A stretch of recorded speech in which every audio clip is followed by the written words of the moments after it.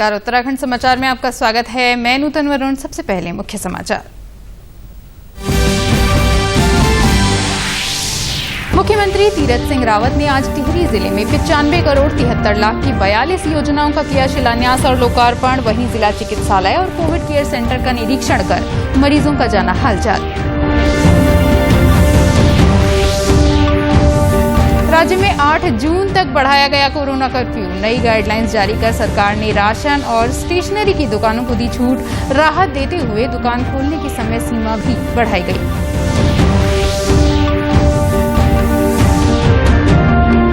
विश्व तंबाकू निषेध दिवस पर आज प्रदेश भर में हुआ कार्यक्रमों का आयोजन। स्वास्थ्य विभाग ने सोशल मीडिया और वैक्सीन सेंटरों के माध्यम से लोगों को किया जागरूक।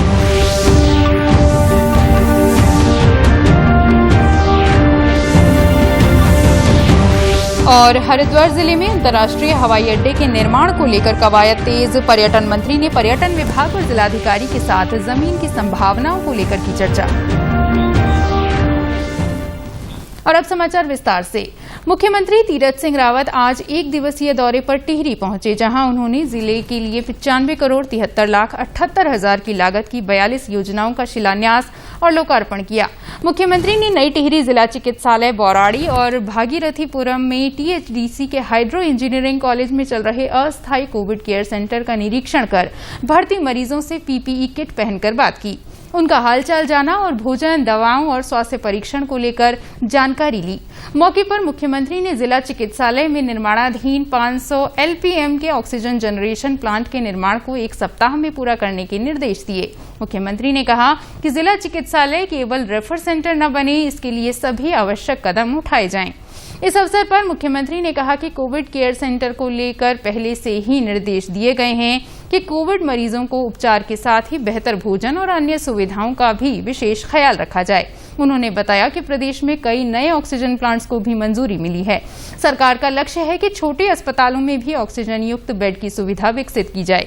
वहीं मुख्यमंत्री ने टिहरी जिले में 59 करोड़ 32 लाख की 21 योजनाओं का लोकार्पण और 36 करोड़ 55 लाख 46 हजार की 21 योजनाओं का शिलान्यास भी किया। मुख्यमंत्री ने हाइड्रो इंजीनियरिंग कॉलेज में वर्चुअल माध्यम से गढ़वाल मंडल विकास निगम के देवप्रयाग में बने गेस्ट हाउस में 70 बेड के कोविड केयर सेंटर का लोकार्पण भी किया। उन्होंने बताया कि इस कोविड केयर सेंटर से 53,000 आबादी को कोविड उपचार के लिए लाभ मिल सकेगा। पेशेंट जो वहाँ पर है उनसे हमने बातचीत की है और साथ ही दवाई उनके डॉक्टरों के द्वारा देख रेख, ये सब चिंता थी। और उसके बारे में जब पूछा तो मन को संतुष्टि हुई।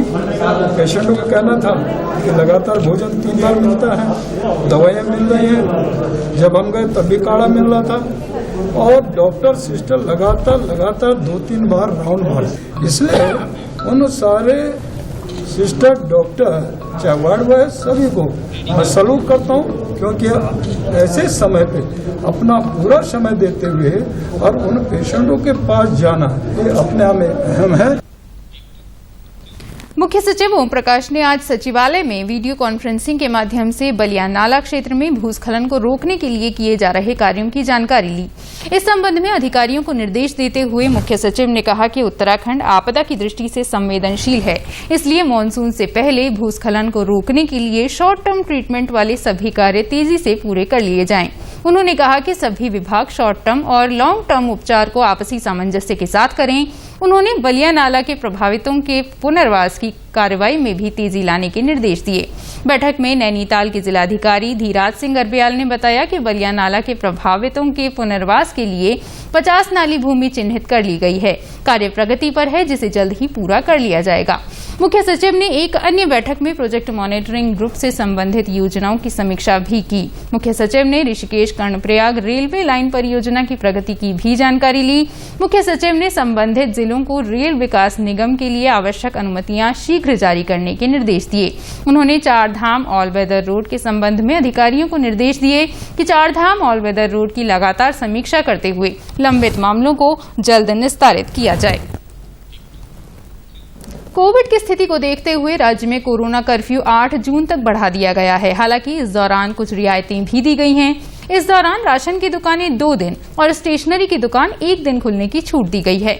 वहीं अब सुबह 8 बजे से दोपहर 1 बजे तक आवश्यक वस्तुओं की दुकानें खुल सकेंगी। अब तक ये समय सीमा सुबह 8 बजे से 11 बजे तक की थी। शासकीय प्रवक्ता और कैबिनेट मंत्री सुबोध उनियाल ने बताया कि परचून की दुकानें अब हफ्ते में 2 दिन यानी पहले सप्ताह में 1 और 5 जून को खुलेंगी, जबकि 1 जून को स्टेशनरी की दुकानें खुल सकेंगी।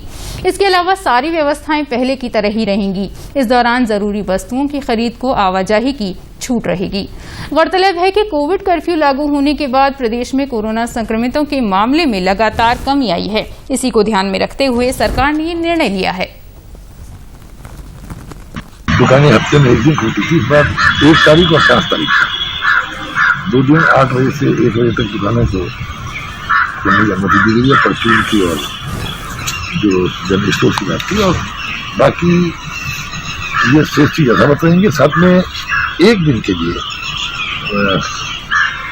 1 तारीख जून को जो स्टेशनरी और किताबों की दुकान है उस दिन ही खोलने का निर्णय लिया गया। बाकी सारी सब्जी यथावत रहेगी। कोरोना संक्रमण की तीसरी लहर में बच्चों के ज्यादा प्रभावित होने की आशंका के मद्देनजर सावधानी बरती जा रही है। विशेषज्ञों की माने तो कोरोना वायरस ने पहली लहर में बुजुर्गों को, जबकि दूसरी लहर में युवाओं को ज्यादा प्रभावित किया है। ऐसे में कोरोना की तीसरी लहर में बच्चों पर ज्यादा खतरा होने की आशंका को देखते हुए स्वास्थ्य महकमा भी अपनी तैयारियों में जुट गया है। बागेश्वर जिले में स्वास्थ्य महकमे ने इससे निपटने और बच्चों के इलाज के लिए तैयारियां शुरू कर दी हैं। बच्चों के संक्रमित होने पर बाल रोग विशेषज्ञों को उनके स्वास्थ्य की देखरेख की जिम्मेदारी सौंपी गई है। इस आपदा से निपटने के लिए जिले में कोरोना संक्रमितों के लिए बने कोविड केयर सेंटर के 200 बेड में से 50 बेड बच्चों के लिए सुरक्षित रखे गए हैं। इसके साथ ही वहां बच्चों के माता पिता के रहने की भी व्यवस्था बनाई जा रही है। कोरोना की तीसरी लहर से बचने के लिए डॉक्टर हर तरह की सावधानी बरतने की सलाह दे रहे हैं। हमने सभी पेरेंट्स को हम लोग यही सलाह देते हैं कि अगर बच्चों को कोई भी सांस लेने की संबंधित बीमारी हो, सांस लेने के संबंधित शिकायत हो, तेज बुखार आए या बच्चे दूध पीना बंद कर दे या कोई भी परेशानी होती है तो उनको तुरंत अस्पताल में आके बच्चों को दिखाने की सलाह दी जाती है।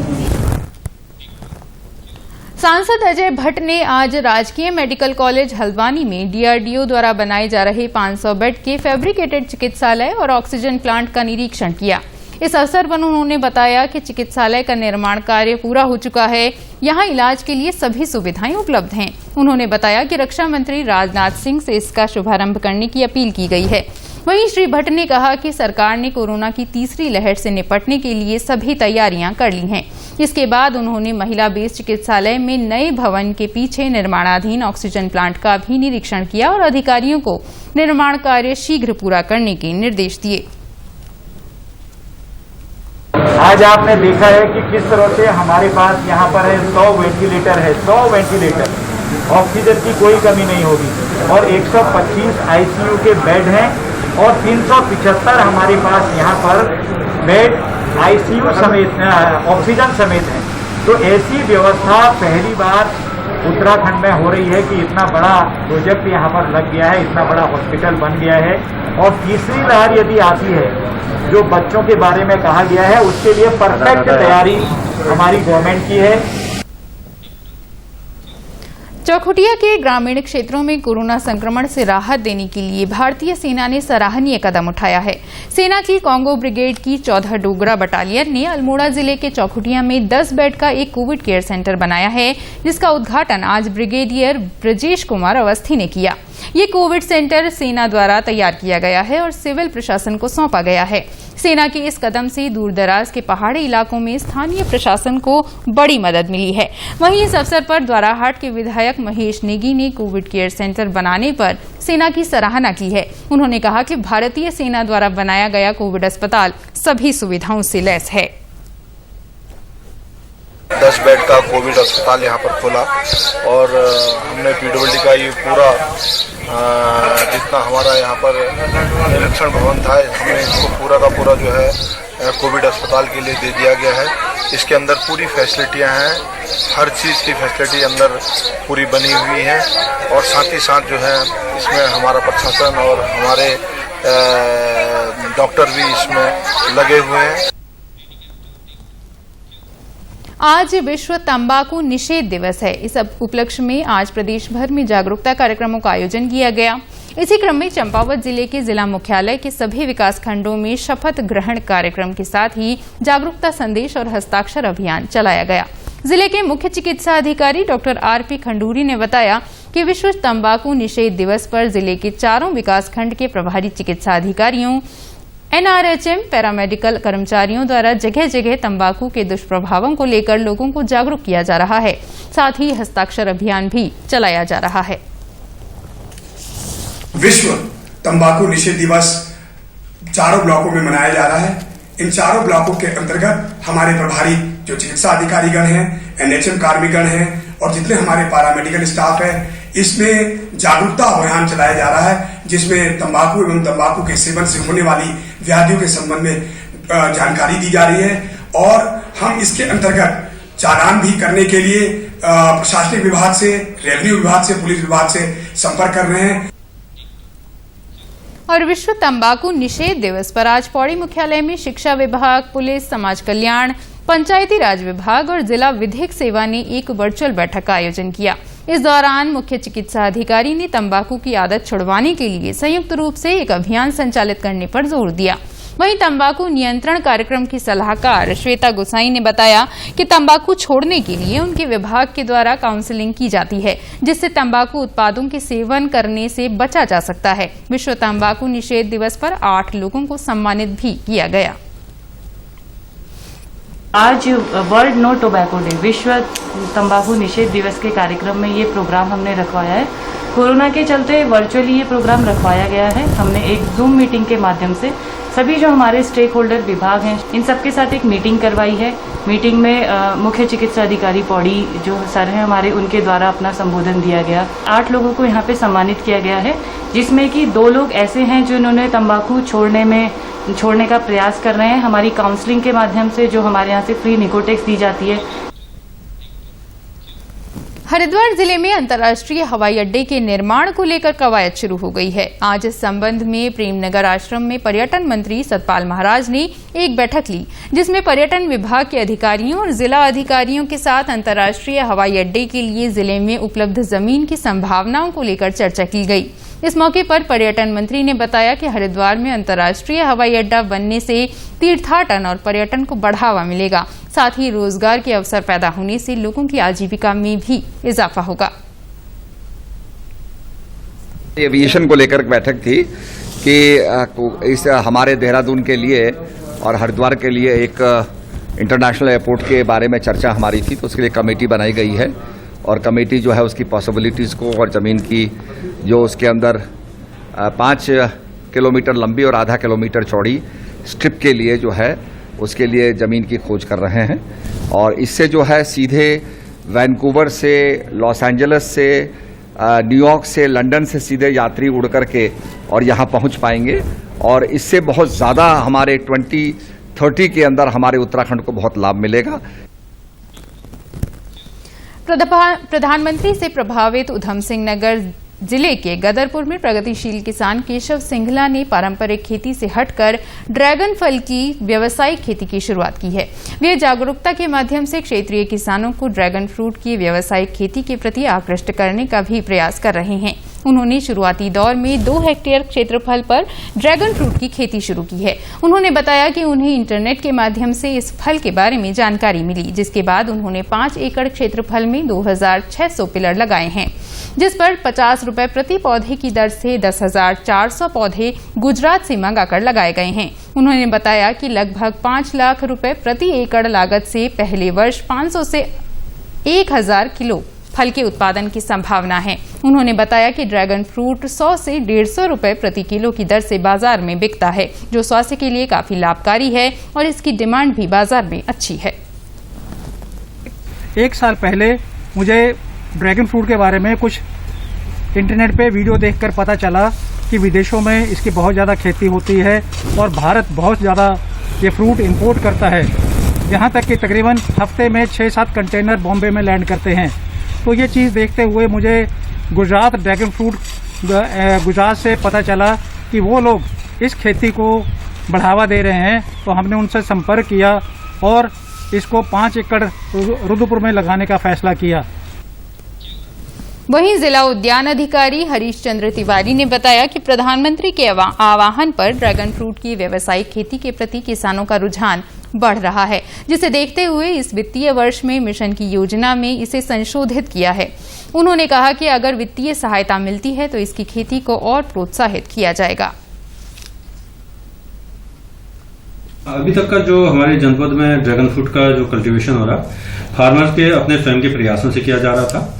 उसमें देखते हुए, उसकी महत्ता को देखते हुए हम लोगों ने विभाग में उनमें ड्रिप इरिगेशन का सिस्टम उनको उपलब्ध कराया गया है और किसानों के रुझान को देखते हुए जो किसान इसमें आ रहे हैं अब आगे भी, उनको देखते हुए हमने इस वाले वित्तीय वर्ष में हमने मिशन की योजना जो हमारी MIDF थी उसमें हमने इसको संशोधित करा लिया है, क्रॉप को ऐड कर लिया है। यदि इसमें हमारे पास फाइनेंस का सपोर्ट होता है तो हम अन्य कृषकों को भी इस ड्रैगन फ्रूट के कृषिकरण के लिए, इनके उत्पादन के लिए हम लोग इनको प्रोत्साहित करेंगे।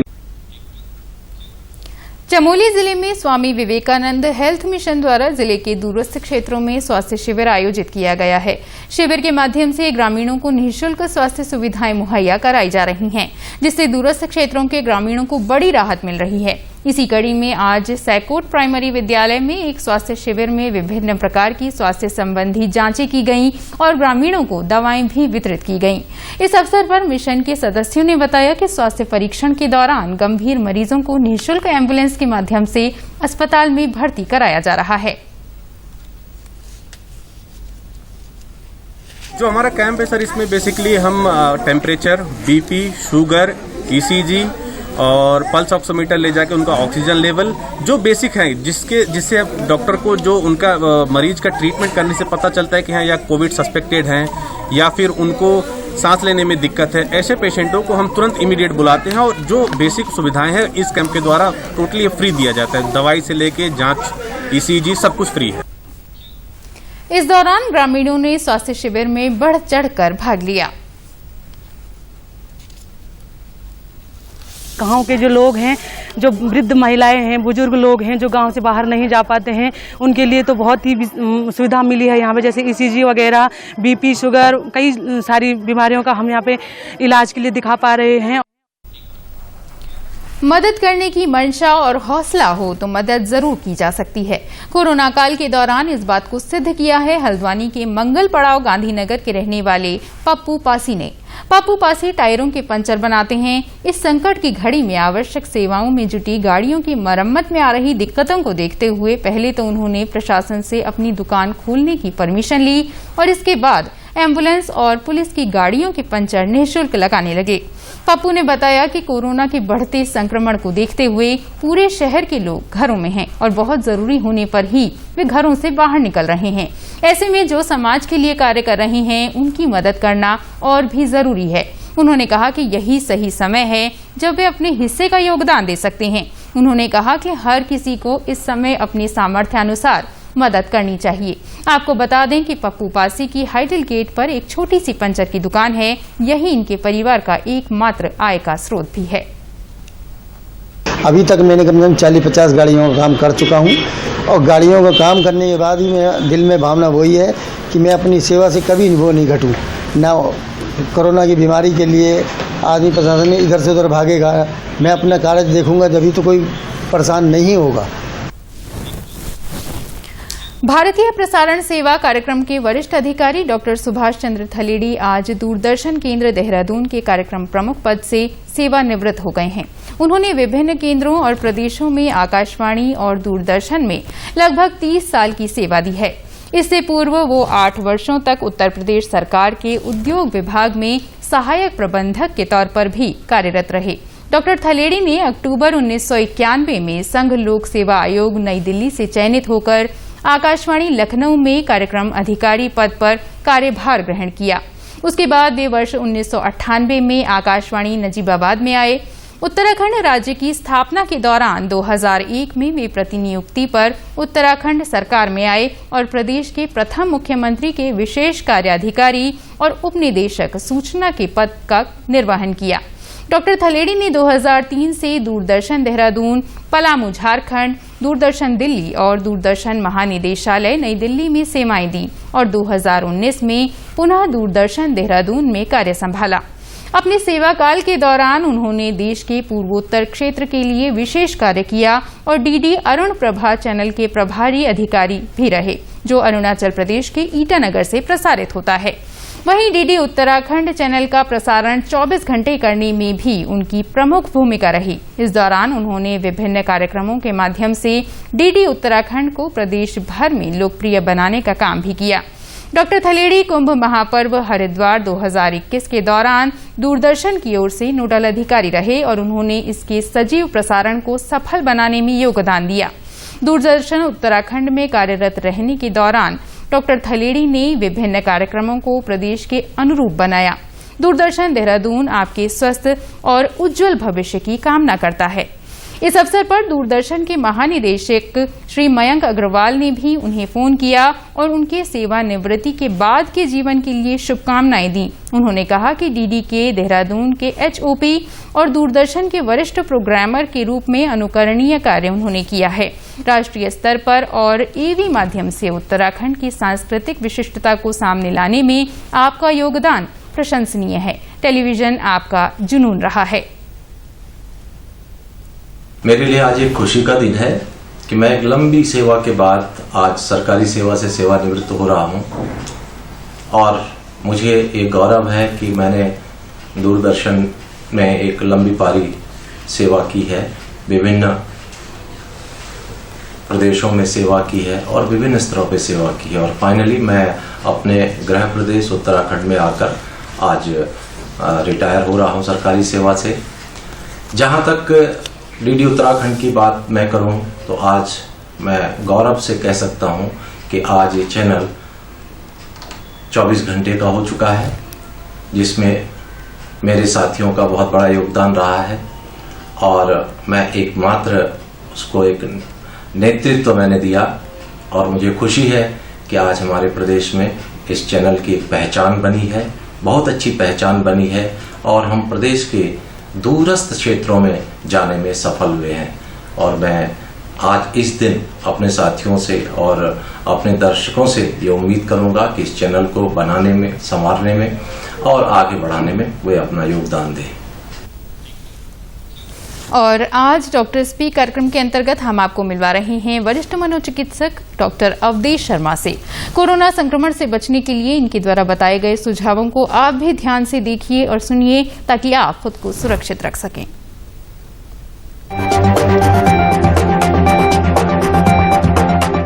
कई बार ये भी भ्रांतियां हैं कि शायद ये ऊपरी हवा या फिर देवी देवता के प्रकोप से, पितरों के प्रकोप से या फिर जादू टोने से होता है, पर इसमें कोई सच्चाई नहीं है। इसलिए इन भ्रांतियों में ना पड़े और सही डॉक्टरी इलाज, और आज के समय में तो टेली कंसल्टेशन टेलीफोन पर या इंटरनेट के द्वारा भी अवेलेबल है, वहां पे आप किसी भी डॉक्टर की मदद ले सकते हैं। तो सही इलाज करवाएं, पूरा इलाज करवाएं और उस दौरान में पौष्टिक भोजन लें, उस दौरान में खुली जगह पे रहें, खुली हवा में सांस लें, अपनी एक्सरसाइजेस थोड़ी बहुत जरूर करते रहें और कोशिश करें कि जितना हो सके उस समय अपने सांस की क्षमता को कुछ खास तरह की जो एक्सरसाइजेस हैं, प्राणायाम है, उनके द्वारा बढ़ा के रखें, डरे नहीं। और धीरे धीरे हम सब सही समय पर सही इलाज करके अपनों को, अपने को और समाज को इस चीज से बचा सकते हैं। और जहां जिसके लिए मौका है वैक्सीनेशन जरूर कराएं।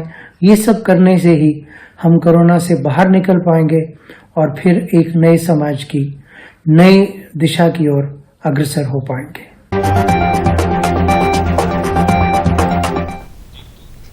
प्रादेशिक समाचारों में बस इतना ही। चलते चलते मुख्य समाचार एक बार फिर। मुख्यमंत्री तीरथ सिंह रावत ने आज टिहरी जिले में 95 करोड़ 73 लाख की 42 योजनाओं का किया शिलान्यास और लोकार्पण। वहीं जिला चिकित्सालय और कोविड केयर सेंटर का निरीक्षण कर मरीजों का जाना हालचाल। राज्य में 8 जून तक बढ़ाया गया कोरोना कर्फ्यू। नई गाइडलाइंस जारी कर सरकार ने राशन और स्टेशनरी की दुकानों को दी छूट। राहत देते हुए दुकान खोलने की समय सीमा भी बढ़ाई गई।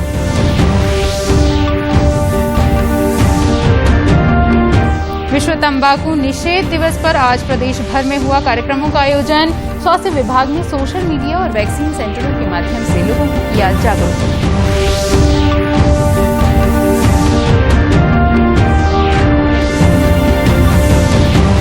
और हरिद्वार जिले में अंतर्राष्ट्रीय हवाई अड्डे के निर्माण को लेकर कवायद तेज। पर्यटन मंत्री ने पर्यटन विभाग और जिलाधिकारी के साथ जमीन की संभावनाओं को लेकर की चर्चा। कोरोना संक्रमण से बचने के लिए मास्क का अनिवार्य रूप से और सही ढंग से प्रयोग करें। साथ ही सामाजिक दूरी का ख्याल रखें, नियमित रूप से हाथ धोएं और याद रखें, कोरोना को हराना है, मास्क जरूर लगाना है। इसके साथ ही यदि अभी तक आपने टीकाकरण नहीं कराया है तो आप भी आरोग्य सेतु या कोविन पोर्टल के माध्यम से खुद को रजिस्टर करके वैक्सीन लगवा सकते हैं। इसी के साथ बुलेटिन समाप्त हुआ। नमस्कार।